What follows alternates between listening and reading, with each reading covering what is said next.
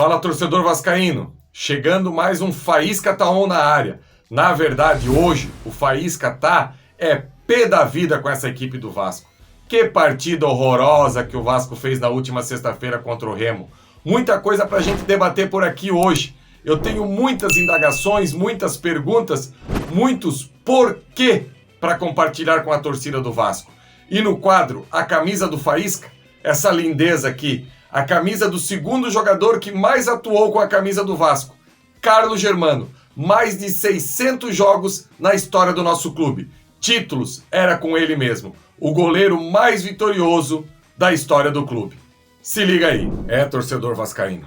Mais uma rodada que passa dessa Série B e o Vasco não consegue entrar nesse G4. E o pior, o rendimento dessa equipe na partida contra o Remo na última sexta-feira foi abaixo de tudo daquilo que a gente imagina para uma equipe que é postulante ao acesso.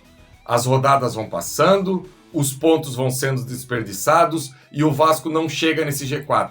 Estamos a uma rodada do final do turno e nada. A equipe não apresenta a tão sonhada evolução. Imaginávamos que na mão do Lisca ela poderia aparecer e não é o que vem acontecendo. Aliás, o Lisca precisa considerar algumas coisas no seu trabalho. O que credenciou ele a escalar o MT na lateral esquerda na última sexta-feira? O que credenciou o Andrei ser o titular dessa equipe? Foram as últimas atuações desses dois jogadores que foram muito abaixo, principalmente na partida contra o Vila Nova, que antecedeu esse jogo contra o Remo? Realmente não deu para entender. O Rômulo, nessa sequência de jogos que vem fazendo, é um jogador que precisa ao seu lado de alguém com muito mais força, de muita mais velocidade que é o Andrei. Não dá para entender. Existem vários porquê que eu queria compartilhar com o torcedor vascaíno. Por que que o Galarza não entra mais e não é mais aproveitado nessa equipe? Um jogador que pode não ter um primor técnico. Eu entendo que desde que o Vasco fez a sua contratação, efetivou o seu pagamento junto à Olímpia, nunca mais foi aquele jogador que nós imaginávamos que poderia ser titular absoluto dessa equipe. Só que não pode ir tão para o final da fila, até porque o que vem jogando o Andrei e o que vem apresentando o Rômulo, oscilando jogo após jogo, não faz dele um jogador que não entre mais durante as partidas. Eu queria entender o que faz o Figueiredo ser sempre uma das primeiras opções a entrar na equipe do Vasco. Mais de 20 jogos com a camisa e nenhum gol.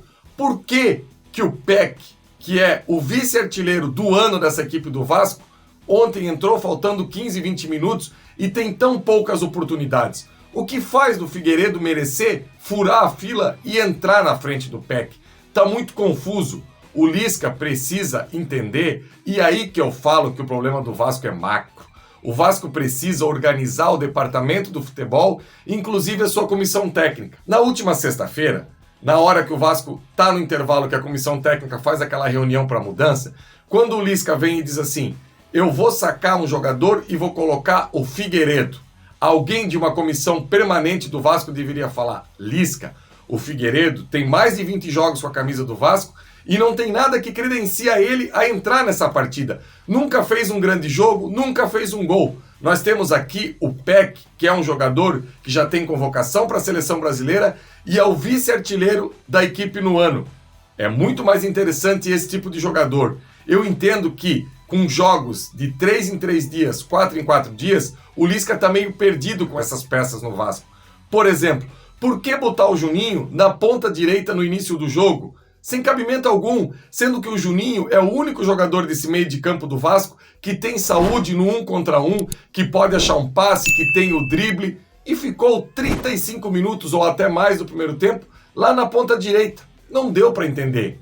Então, o trabalho do Lisca, que eu confio e eu ainda acho que é um trabalho que vai evoluir muito, precisa de alguns ajustes. Só que não dá para demorar, porque aquilo que o MT jogou contra o Vila Nova, ele não poderia ter ido ao campo no jogo sequente. Outra coisa, vou continuar batendo nessa tecla. O Ricardo Graça, esse ano, não passa por um grande momento. Mas dar férias pro Ricardo Graça depois da Olimpíada, sendo que o Vasco tem um problema crônico nessa zaga, não deu para entender.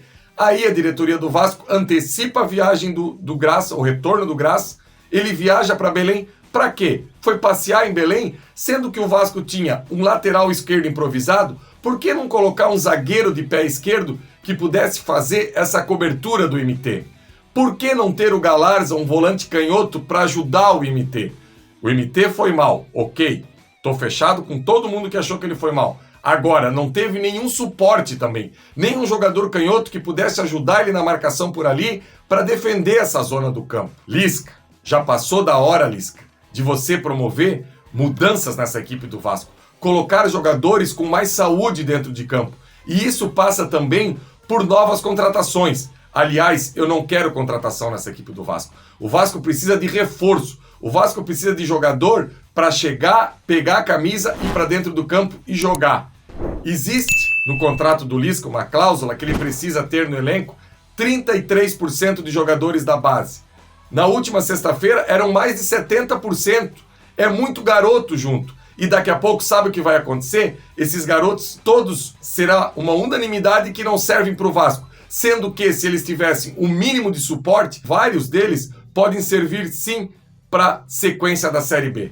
Eu acredito que a diretoria do Vasco precisa se mexer o quanto antes, trazer jogadores para chegar e para jogar e também auxiliar o Lisca nessa montagem de um elenco que é deficitário, um elenco que não tem um lateral esquerdo confiável, que joga com o Zeca ali de perna direita, um elenco que não tem um grande reserva pro Cano, um elenco que atacantes de velocidade, hoje temos somente o Jabá nessa equipe e principalmente precisamos de zagueiros rápidos nesse elenco do Vasco. Para ontem esse tipo de contratação, porque senão as rodadas vão passar e o Vasco fica fora desse J4, que seria uma tragédia. Chegou a hora da diretoria tomar a frente do processo, dar a cara a tapa e ajudar o Lisca a fazer esse elenco jogar mais bola. Porque da maneira que tá, torcedor, o Vasco não vai a lugar nenhum. Ganha uma, perde outra. Ganha uma, perde outra. E com essa matemática, o Vasco não sobe. Quero terminar esse Faísca Tá On de hoje apresentando para vocês mais uma peça do meu acervo de camisas do Vasco. E o homenageado de hoje é o aniversariante de ontem, Carlos Germano, o goleiro mais vitorioso da história do Clube de Regatas Vasco da Gama. 632 participações com essa camisa. O segundo jogador que mais vestiu, ficando apenas atrás de Roberto Dinamite. O Germano, que estreou no Vasco em 1992, sendo campeão carioca invicto. Campeão carioca em 92, 93 e 94. Campeão brasileiro em 97.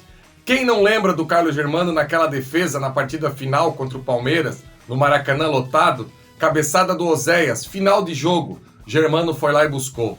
Em 98, o goleiro, campeão da maior glória do Vasco, Libertadores da América. Quem sabe, e ele mesmo fala durante a carreira, a sua maior defesa na semifinal contra o River Plate em São Januário. Tivemos o gol monumental do Juninho na partida de volta. Mas na partida de ida, o Galhardo, que hoje é técnico da equipe do River Plate, cobra uma falta lá na gaveta. O jogo foi 1-0 para o Vasco, gol do Donizete, do Pantera, e o Germano buscou. Depois o Germano também foi campeão do Rio-São Paulo de 1999. No ano de 1998, ele atuou com uma camisa semelhante a essa. A camisa, do mesmo modelo, melhor falando.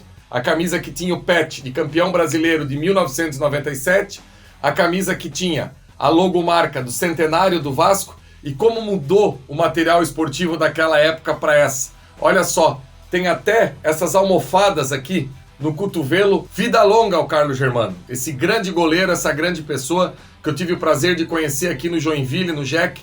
Logo depois que ele encerrou a carreira, ele veio ser treinador de goleiros, uma pessoa espetacular, de uma grande humildade e de grandes serviços prestados à equipe do Vasco. Galera, espero que tenham gostado de hoje. Deixe seu like, deixe seu comentário. Vou procurar sempre interagir. Sigam aí as redes sociais, atenção vascaínos, o @JeanFaísca1. Pode me procurar aí no Instagram, no Twitter. Tamo junto, um abraço galera e até o próximo domingo.